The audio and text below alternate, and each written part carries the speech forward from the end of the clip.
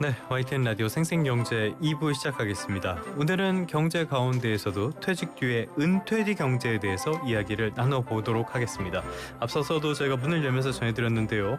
우리나라의 평균 은퇴 연령이 50대 초반에서 50대 중반 정도 된다고 보고 있죠. 그러면은 은퇴하고 나서도 30년 이렇게를 더 살아야 된다는 결론이 나오게 됩니다. 100세 시대를 가져간다면은 뭐 30년도 짧을 수도 있습니다. 이게 행복할지 아니면 끔찍할지 이거는 본인의 준비에 따라서 많이 달라질 것 같아요. 그래서 오늘 생생경제 초대석의 첫 주인공, 여러분의 100세 시대의 길라잡이가 돼주실 분, 강창희 행복 100세 자산관리연구의 대표님과 함께하도록 하겠습니다. 대표님 어서 오십시오. 네, 안녕하세요. 정년 연장 뭐 이런 이야기들 하면서요. 이게 네. 그렇다면은 근데 정년 연장을 해서 더 회사를 다닐 수 있을지 없을지는 잘 모르겠어요. 그 중요한 거는 이제 공기관이라든지 또 노조가 강한 데 같은 경우에는 어떻게 지켜주는 것 같은데 일반 기업의 경우에는 뭐 제가 보니까 어려운 것 같아요. 그러니까요. 그 잡코리아에서 작년에 발표한 자료를 보니까 우리나라 40세 이상 직장인이 체감하는 평균 퇴직 연령이 51.8세라고 그러더라고요. 저 몇 년 안 남았는데요. 그러면 제가 했던 그 회사에서도 작년에 40대 후반에 명퇴들하고 난리였거든요. 그러니까 저는 있는 정년도 잘 지켜주는 게 오히려 더 중요하지 않나 그런 생각이 들고, 또 말씀대로 사기에는 또 사실은 우리가 평균 수명에서 내 나이 뺀 만큼 앞으로 더 산다고 생각을 하는데 지금 83대인데요. 네. 아니고 이제 5명 중에 1명이 살아남을 확률, 그걸 20% 생존 확률 연령이라고 그러거든요. 1980년생 금년에 만 45세 이분들이 남자는 100살, 여자는 102살이거든요. 아 그래요? 네, 그러니까는 일단 100살까지 산다고 생각하고 노후 준비를 하는 게 상식이고요. 아무리 그래도 가장 많이 돌아가시는 나이, 그걸 최빈 사망 연령이라고 하는데 92세까지는 일단 산다고 생각하고 준비해야 되니까 막막하죠 지금. 그러면 저를 예를 들어보자면요. 말씀하신 그 평균 은퇴 나이가 전 이제 몇 년 남지 않았어요. 그런데 저는 지금까지 살아온 것보다 더 많은 세월을 살아야 되거든요. 그러면 준비를 굉장히 많이 해야 된다는 뜻이 되는데 굉장히 만박한 그런 이야기가 되는 것 같습니다. 자, 그렇다면은 무엇을 해야 될까? 우리가 좀 고민을 해봐야 될 것 같은데요. 요즘은 젊은 친구들 보면은 소위 말하는 파이어족이라고 하잖아요. 그러니까 이렇게까지 나이 먹고도 이렇게 살기보다는 미리 돈을 많이 벌어서 은퇴를 빨리 하자 이런 인식들이 좀 있는 것 같아요. 소장님, 대표님 보시기엔 그런 것들은 어떻습니까? 그런 생각을 갖는 건 뭐 인생관이니까 상관이 없는데 문제는 그 파이어족에 대한 이해가 제대로 돼 있지 않다는 건데, 그 1990년대 말에 미국에서 시작이 됐는데요. 그러니까 뭐냐면은 이 재테크를 해서 돈을 왕창 버는 게 아니고 그 급여를 아주 극도로 어떤 분은요 60-70% 절약을 해가지고 만들어서 또 사는 생활비도 극도로 절약을 하는 거예요. 그리고 자기가 하고 싶은 일을 하는 거. 그럼 우리가 생각하는 이 개념이 완전히 다르네요. 그렇죠. 이거는. 그러니까 우리나라는 그냥 너무 돈도 시달리고 직장에 시달리고 그러니까 어떻게 재테크해서 돈 왕창 벌어가지고 나가서 그냥 편히 살자. 근데 우선요 그 재테크해서 돈을 벌었다고 하더라도 그게 계속 유지가 되는 법이 없거든요. 한번 걸리면 또 박살나니까. 그다음에 또 이렇게 재테크가 그대로 유지가 됐다고 하더라도 예를 들어서 40대 50대 자기 그 동료, 옛날 동료들이 직장에서 뭔가 자기 나름 역할을 하고 있는 걸 보고 있으면은 자기 일이 없거든요. 공허한 거예요. 돈은 많아도 자기 일이 없고 그냥 그 쓰기만 하고 사니까. 그러니까 후회들을 많이 하죠. 그래서 그 파이어족은 좋은데 그래서 이제 해외에서 같은 데 보면은 예를 들어서 뭐 펀드 매니저라든지 주말에도 일해야 되거든요. 그래서 열심히 해서 뭐 한 40대 50대에 퇴직을 해가지고 뭐 섬을 하나 사서 개발한다든지 무슨 사회공헌 사업을 한다든지 그렇게 자기가 하고 싶은 일을 하는 거.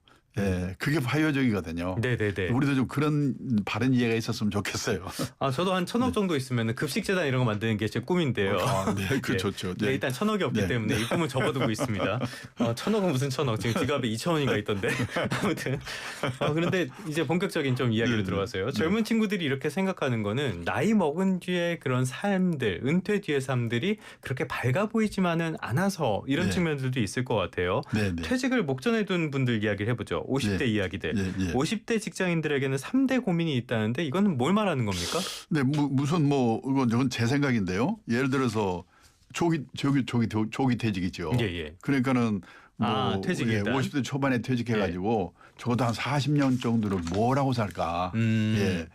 그 노후의 3대 불안이 돈, 건강, 외로움이거든요. 네네네. 이 3대 불안을 해소하는 최선의 방법이 사실은 일이 있어야 돼요. 그러니까 뭐 하고 사는가가 중요하고 그다음에 요즘은 자녀를 늦게 낳기도 하고 또 자녀들이 자립을 늦게 하잖아요. 네. 또 지금 현재 예를 들어서 성인이 돼가지고 생활비를 부모한테 의존하는 캥거루가 우리나라에 313만 명 있다거든요. 그렇게 많습니까? 이런 그 소위 자녀 리스크 이게 또 큰 걱정이고요. 네네네. 그다음에 세 번째가 뭐냐면 가계자산의 뭐 구조조정 문제인데 재산이요. 50대 가구의 지금 평균 그 순자산의 84%가 부동산이거든요. 역시. 그러면 그 집안채밖에 없고 금융자산이 없으니까 아니 뭐 퇴직하고 나서 이번에는 화장실도 팔아서 다음 달에 건너방 팔아서 이럴 수도 없는 거 아니에요. 네. 그러니까 그렇게 부동산에 편중된 자산 구조가 첫째가 문제고 두 번째는 가계 부채가 많아요. 예를 들어서요. 그 저축액 분지 부채의 그 비율을 보면 일본 같은 경우에는 20, 30대는 한 190% 정도 되거든요. 20년, 30년 올부로 집을 사니까.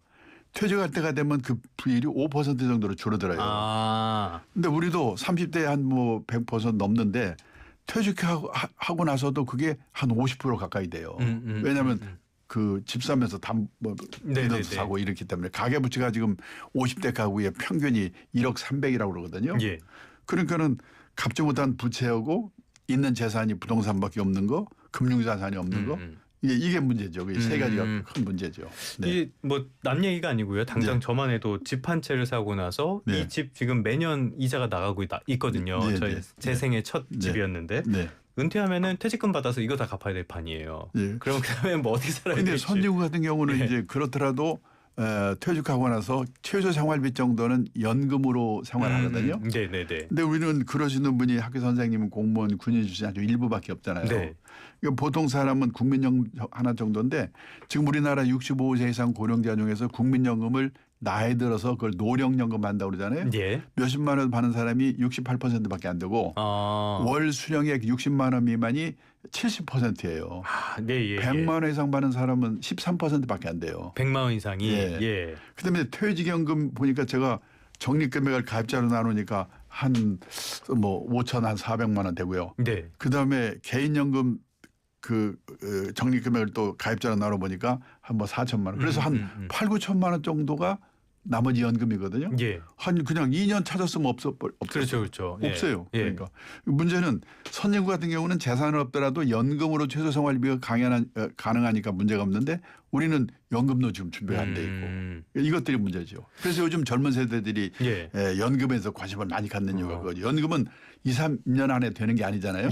그 한 30년, 40년 적은 금액이지만 계속 부어야 되는 거거든요. 아마 우리 기자님도 저기 국민연금 같은 경우에는 직장에서 쭉 돌입을 했기 때문에 이제 제법 금액이 될 거예요. 뭐 금액은 되지만 제가 받는 돈은 얼마 안 되는 것 같더라고요. 근데 우리나라 전국 평균은 59만 원이요. 월 59만 원. 59만 원을 어떻게 삽니까? 그러니까 뭐 그러다 보니까 이게 많은 분들이 그런 고민을 하실 것 같아요. 이게 말씀하신 개인연금이나 퇴직연금 같은 게 주목을 받기 시작한 지 얼마 안 됐고 그래서 지금 이미 은퇴하신 분들은 이런 데에 대한 어떤 준비 같은 게 부족하고 내가 가진 거는 집 한 채밖에 없다. 이런 경우들이 굉장히 많단 말이에요. 제 주변에도 많고.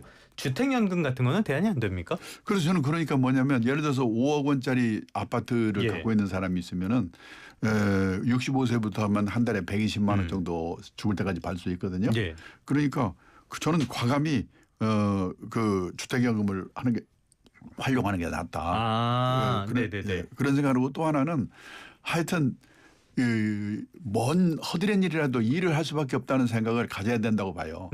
저는요 일본의 요즘 그 책을 하나 최근에 읽었는데 보니까 정년 후의 진실이라는 책인데요. 월 수입이 250만 원이고 우리 돈으로 생활비가 300만 원이에요. 그 사람들도. 50만 원, 100만 원이 모자라거든요.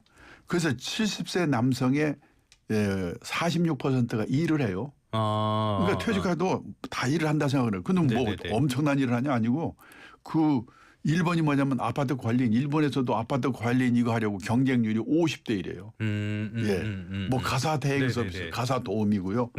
그러니까 그다음에 요즘 나이가 들면서 젊고 건강한 노인이 나이 든 노인 도와주는 게 큰 일거리거든요. 네. 조금 전에도 간병 얘기 나왔는데 그런 그 노노 케어 그런 것도 있구나. 예. 그래서 지금 예를 들어서 이웃나라 일본 같은 경우는 우리보다 몇십 년 앞서서 자본 축적한 나라고 연금도 선진국이니까 받고 그러는데도 그래서 퇴직하면 당연히 뭔가 일을 한다. 근데 그 일이 엄청난 게 아니다. 네네네. 그런 생각을 갖고 있어요. 우리도 그럴 수밖에 없다고 봐요. 노년 일자리 이런 것들이 꼭 양질이 아니더라도 일할 필요성이 있다. 자, 준비에 대한 계속 이야기를 하면서요. 그 전에 부동산에 대한 이야기를 조금 더 해볼 필요는 있어 보입니다. 앞서서도 말씀을 드린 것처럼 대부분의 분들이 나는 부동산 하나밖에 없다. 그런데 이 집을 팔고 어떤 노후 자금으로 쓰세요. 이렇게 말씀을 드려도 나는 이 동네에서 30년 넘게 살았어. 이렇게 하고 그걸 꺼리시는 분들도 굉장히 많거든요. 이런 분들에게 조언을 해주신다면 어떤 말씀 하시겠어요? 그런 분들의 경우는 거기서 살면서 주택연금을 그런 방법으로 되고. 네네네. 근데 이제 자식들한테 물려주려고 그런다고 그러는데 이 100살에 가면서 자식한테 집 줘봐야 그 사직 70살이거든요. 그런 생각을 버려야 돼요. 그냥 본인의 자산으로 그걸 활용을 해라. 그리고 10년 후 20년 후 우리나라도 인구가 줄고 고령화가 입에서 더우면요. 일본에 가서 경험한 그런 주택 가격 장기 하락 현상이 오지 않는다는 법이 없거든요. 지금 얼마나 예를 들어 간단히 보면요. 우리나라 땅이 일본 땅의 4분의 1이에요. 맞아요. 근데 우리나라 땅값 다 팔고 일본 땅값 다 값 같아요. 딱. 우리가 4배 비싸요. 야, 우리나라 홋카이도만 한데. 그러니까 지금 우리가 그동안의 경제 성장의 과실이 다 집에 들어가 있거든요. 그 생각에서 빨리 벗어나지 않으면 불행할 수밖에 없습니다. 따지고 보면은 일본도 한참 버블이 심했을 때 일본 땅, 도쿄 땅을 다 팔면은 미국을 살 수 있다 그랬었잖아요. 그러니까 제가 저기 80년대 후반에 일본이 부동산 버블이 피크일 때 일본에서 근무를 했거든요. 그때 우리나라 땅을 다 팔면 일본 땅을 다 판 돈의 15분의 1이라고 그랬어요. 지금은 15분의 15예요. 똑같아요. 그러니까 그 30년 동안에 일본 집값 땅값은 왕창 떨어지고 우리나라 집값 땅값은 왕창 올랐다는 얘기거든요. 어느 정도 떨어지냐면 일본의 3대 도시 도쿄, 오사카, 나고야의 택지가 9년 동안에 3배 올라가지고 20년 동안에 3분의 1로 떨어져가지고 지금 옆으로 기다가 요즘 약간 오른다고 그러더라고요.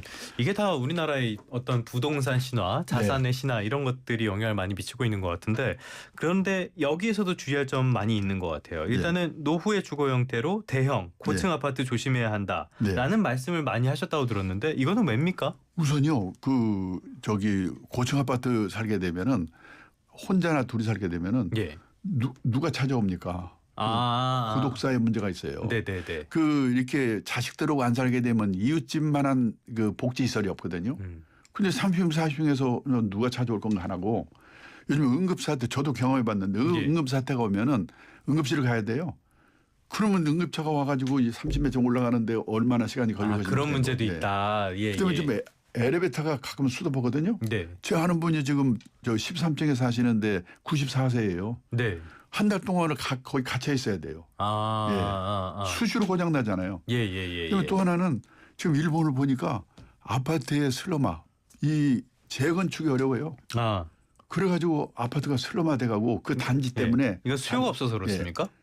그러니까 뭐냐면은 아파트 재건축에 성공하기 위해서는 2가지 조건이 충족돼야 되거든요. 첫째가 위치가 좋아야 되고, 둘째 저층해야 돼요. 고층으로 만들면서 비용을 뽑아야 되니까. 그러니까 위치가 별별 이렇거나 위치는 좋다도 이미 고층이면 안 되는 거예요. 슬럼화되고 그 단지 때문에 그 옆에 있는 땅값이 떨어지는 거예요. 그 재건축에 성공한 아파트 어떤 아파트인가 제가 조사해 보니까 일본에서요. 성공한 아파트의 80%가 지진 나서 무너진 데래요. 지금 근데 일본은 그렇다고 해도 전체 주택 수의 6층이 넘는 철근 콘크리트 아파트 비율이 10%밖에 안 되는데 우리나라는 전체 주택 수조 중에 아파트 비율이 64%고 다 10층 넘는 철근 콘크리트 아파트잖아요. 저는 지금 지방도시에 가면서 그 고층 아파트 이렇게 벌판에 있는 거 보면 10년 후 20년 후 예, 우리 예. 손주들이 저거 때려부시려고 얼마나 고생을 할까. 이 심각한 문제예요. 부수는 것도 다 비용이니까. 엄청나죠. 예. 올림픽 파크 포레온 여기는 사실 재건축 전에 둔촌 주공이었을 때 10층짜리 아파트였거든요. 그러다 보니까 사업성이 생긴 것 같은데 그렇죠. 또 이런 건 또 다른 문제가 될 수 있겠어요. 그게 이제 30년, 40년이 되면은 이제 어렵죠. 근데 이렇게 해서 지금 여기에 대해서 저희가 부동산은 노후에 알맞은 자산이 아닐 수 있다라는 계속 말씀을 드리고 있는데 그래도 여전히 인식을 보면요. 일본의 버블 붕괴 이런 것들은 있었지만은 우리나라는 아직까지 버블 붕괴 조짐은 보이지 않고 있고요. 여전히 인식 자체도 서울에 아파트를 사는 게 최고의 재테크다 이런 인식은 있어요. 근데 그게 이제 뭐냐면 그 일본도 그랬었는데 언젠가 그동안에 우리가 성공의 아파트 사면 다 벌었잖아요. 네네. 그 경험이 남아 있는 거예요. 사람들의 생각에. 근데 일본도 그랬어요. 1980년대 일본도 부동산 버블로 난리였거든요. 그래서 기업은 땅 산다고 난리고 개인들은 집 없으면 큰일 난다고 난리고 그랬는데 뭐 그랬죠. 이게 이제 지금 바뀐 게 뭐냐. 집값 땅값은 떨어져. 애들은 줄고 노인만 남어. 경제는 어려워져. 그러니까 아이 집 없으면 어때? 빚어 살면 되는 거지. 이런 식으로 생각이 바뀌더라고요. 그러니까 이게 저도 아마 어딘가에 그 이제 계기가 생길 거예요. 그게 언제가 될지 함부로 말씀드릴 수 없어서 그게 문제죠. 네. 알겠습니다. 그런 변화, 인식의 변화가 생기려면 어떤 제도적인 도움도 필요할 것 같기는 해요. 독일 같은 데는 임차인들이 굉장히 유리하게 법체가 돼 있는 그런 측면들도 있고요. 이런 것도 잘 살펴봐야 될 것 같습니다. 자, 그러면 이제부터는 본격적으로 돈 얘기를 좀 가봐서요. 결국에는 이런 부동산에 대한 어떤 신화가 깨진다고 해도 우리에게 중요한 건 당장 이 돈이 될 거 아니에요. 노후 생활의 돈. 우리나라 직장인들의 노후 자금 준비 어느 정도로 평가를 하십니까? 그러니까 지금 인생에서 재산이 제일 많을 때가 퇴직 직전 50대인데요. 50대 가구의 평균 총 자산이 6억 1,400만 원이래요. 6억 1,400만 원. 거기서 가계 부채가 평균 1억 300이거든요. 빼면 5억 1,100. 이게 순자산 자기 자본이거든요. 그러면 50대 후반의 재산이 5억 1,100 정도 있으면 그럭저럭 먹고 살 수가 아닌가. 근데 문제는 거기에서 살고 있는 집값이 4억 2,700이에요. 부동산에 다 들어가겠죠. 8,400 남잖아요. 그거를 30년, 40년 어떻게 삽니까? 근데 아까 말씀드린 것처럼 선진국은 재산은 없더라도 최소 생활비 정도는 연금으로 살고 있는데 우리는 그럴 수 있는 분이 일부 공무원이나 이런 분들이고 부동산 하면 보통 국민연금 하나 정도에 평균 국민연금 수령이 59만 원. 100만 원에서 많은 사람은 13%밖에 안 돼요. 그리고 이제 퇴직연금이나 개인연금이 있는데 그거 두 개 합쳐도 평균 금액을 보면 한 8천만 원 이 정도밖에 안 돼요. 뭐 그거 한 2년 찾아 쓰면 그냥 없어져 버리거든요. 그래서 지금 그러니까 뭐냐면 젊은 사람들은 그래서 요즘 젊은 분들이 연금에 더 관심을 많이 갖고 있거든요. 왜냐하면 이거는 1, 2년에 되는 게 아니기 때문에. 근데 모든 사람들이 다 생각하는데 그럼 몇 억 있어야지 이게 노후 준비가 됩니까? 그러는데 몇 억을 어떻게 금융자산으로만 갖고 있느냐 집만으로 갖고 있느냐도 문제가 있고. 예를 들어서요. 공무원이라든지 선생님들이 한 달에 300만 원씩 예를 들어서 60세부터 92세 최빈 사망 연령까지 받는다고 하면요. 현재 가치로 하면은 그 정기형 금리를 2% 물가를 2%로 가져가면요. 11억 8천만 원이에요. 한 달에 300만 원씩만 연금 받는다면 92세까지. 그 정도로 연금이 중요하기 때문에. 근데 연금은 이미 젊을 때 하지 않으면 안 되니까. 그렇죠. 이미 퇴직한 사람 경우는 뒤늦게 어떻게 할 수가 없기 때문에 남은 게 퇴직연금 정도 생각할 수밖에 없고 어떻게든지 집을 좀 줄이든 좀 해서 거기서 이제 현금화 시켜야 되고 그리고 아까 말씀드린 것처럼 저는 뭐 방법은 뭔 일이든지 체면을 내려놓고 일을 해라. 하드는 일이라도 일할 수밖에 없다. 그것이 또 건강에도 도움이 되고. 그럼요. 정신건강에 얼마나 도움이 되는데요. 외로움을 막을 수도 있고. 저는 그래서 가장 확실한 노후 대비는 평생 현역이다. 이런 걸 주장하고 있어요. 근데 항상 평생 현역이 되고 싶은 저 같은 사람들도 있지만은 일자리가 마땅치 않은 경우들도 있어서. 그러니까 이제 보면은요. 다들 좀 그럴듯한 다들 뭐 돈도 생기고 폼도 나고 뭐 그런 거 하고 싶으니까 그런데 지금 선진국도 보면 그렇지 않아요. 얘기했잖아요. 제 친구 딸은 뭐냐면 대학 나오고 40대 후반인데요. 지금 뒤늦게 간호사 자격을 따가지고 요즘 노노 케어가 일본에서도 아주 유행이거든요. 그래서 경제력 있는 노인 한두 분 사는 분에 가서 주사도 놔주고 건강 체크해주고 간단한 집안일 도와주고 그런 일의 수요가 폭발적으로 늘고 있거든요. 서로 말동무도 해주고. 그런 식으로 돈을 벌기 때문에 생각을 바꾸기만 하면은 뭐 지금 우리 주위에도 그런 분이 많이 생기고 있습니다. 생각을 바꾸면은 충분한 어떤 일자리도 찾을 수 있을 것이다. 자, 그러면 궁금한 게요. 지금 부동산에 대해서 부동산 이게 어떻게 보면은 묶인 돈이기 때문에 별로 의미가 없을 수도 있어요. 10억 아파트보다 현금 1억이 낫잖아요. 이런 걸 기준으로 봤을 때는 50대 기준으로 부동산을 제외한 자산 어느 정도는 있어야지 은퇴 뒤에 그래도 이렇게 편한 삶을 살 수 있을까요? 그러니까 예를 들어서 하나도 없더라도 한 달에 300만 원씩 그 연금을 받으면 아까 11억 8천이라고 역시 그런 준비가 중요하다. 그러니까 이제 지금 예를 들어서 11억 8천이 있어야 한 달에 300만 원씩 받는다는 얘기죠. 현금으로 만약 갖고 있다면 그 정도로 사실은 우리가 금융자산이 부족한 거예요. 평균 8,400만 원 갖고 있거든요. 50대 가구가. 그 8,400만 원 갖고 한 2년 3년 지나면 없어지잖아요. 그렇죠. 그게 문제죠. 그렇다면 결국엔 연금이 중요할 수밖에 없는데 우리나라 퇴직자들 연금 준비는 잘 돼 있습니까? 그러니까 지금 퇴직자들이 아까 말씀드린 것처럼 국민연금이밖에 없는데 59만 원밖에 안 되고 퇴직연금은 개인연금은 합쳐봐야 평균 금액이 적립 금액이 8천만 원이 안 되고 그러니까 그거를 연금화 시켜봐야 한 달에 몇 푼이 되겠어요. 그래서 결국은 주택연금을 과감히 활용하라는 거죠. 주택연금 이것도 방법이 될 수 있을 것 같고요. 자, 당장 그러면 저를 예를 들어서요. 저는 이제 50이 머지않았고요. 이런 상황에서 이제부터 준비를 하려고 그런다. 그러면 당장 실천하게 당장 연금으로 나의 노후를 잘 챙길 수 있게 당장 실천할 수 있는 것들 어떤 게 있을까요? 예를 들어서 이게 그 가정주부 같은 경우에는 그 이미 가입을 하는 게 좋고요. 예를 들어서 한 달에 9만 원씩만 30년 가입하면 58만 3천 원씩 받거든요. 국민연금은. 그리고 국민연금 더 받기가 있어요.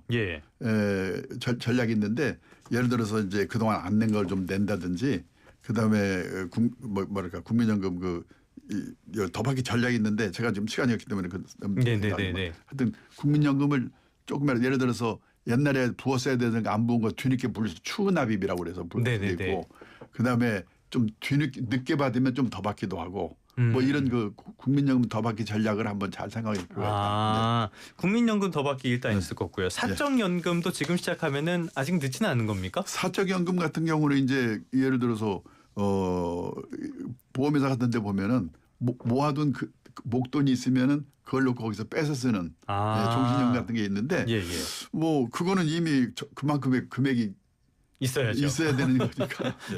결국은 연금은 시간이 필요한 겁니다. 그런데 우리나라 직장인이 다른 것보다도 지금 현재 하고 있는 퇴직연금 있잖아요. 퇴직연금에 대해서만이라도 좀 열심히 생각했으면 좋겠어요. 왜 그러냐면 두 가지인데 하나는 퇴직연금은 방치해둔 채로 그 돈을 빌려서 재테크하는 분들이 많거든요. 근데 이제 미국의 직장인들은 보면 퇴직연금을 자기가 운용해야 되니까 운용을 하면서 투자에 관한 공부를 해가지고 그걸로 다른 자산 운용하는 데도 활용하고 있거든요. 그렇죠. 미국 주식시장을 지탱하는 자금이죠 이게. 그러니까 미국에서 펀드 투자 언제 시작했어요? 그러면 퇴직연금 때문에 시작했어요. 근데 우리나라 많은 분들은 제가 방송하면서 MC분들한테도 물어봐요. 퇴직금이세요? 퇴직연금이세요? 그럼 퇴직연금은 DB형, 회사 책임져주는 DB형이세요? DC형이세요?